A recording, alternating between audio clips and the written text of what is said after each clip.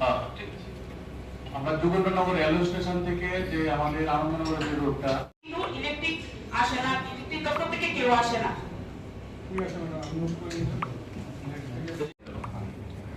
আপনারা কথা বলবেন,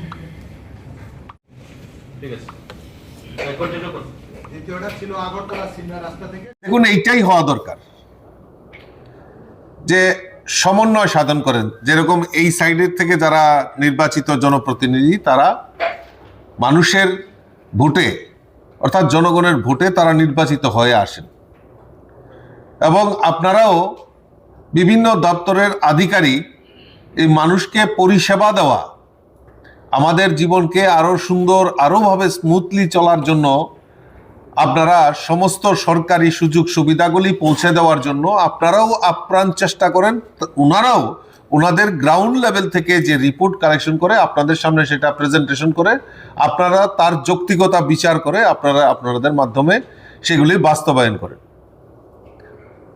দেখুন, একটা জিনিস কি, যে আমাদেরকে, আমরা এই সমাজে আমরা বসবাস করি, আর প্রথমে সবচেয়ে বড় জিনিস যেটা, সেটা হলো এই সমাজটা আমার, এই পরিবেশটা আমার, এই রাজ্যটা আমার, এই রাষ্ট্রটা আমার, এই ভাবনাটাকে প্রথমে প্রতিফলিত করতে হবে।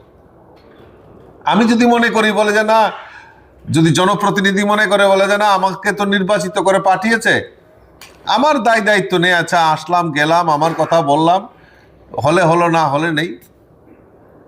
আরেকটা হতে পারে আপনারাও বলে আমি তো সরকারি চাকরি করি, 10টা 5টা আমার ডিউটি, আমার সমাজের জন্য চিন্তা ভাবনা করার মানে দরকার কি, প্রয়োজন কি। তো এইভাবে চলে না। তো আমরা আমাদের যে চিন্তা ভাবনা, সেই চিন্তা ভাবনার বহিঃপ্রকাশ, কারণ এই আমি প্রথমেই বলেছি এই সমাজটা আমার, এই রাজ্যটা আমার, এই রাষ্ট্রটা আমার, সেই চিন্তা ভাবনা নিয়ে আমরা সবাই মিলিতভাবে কাজ করি।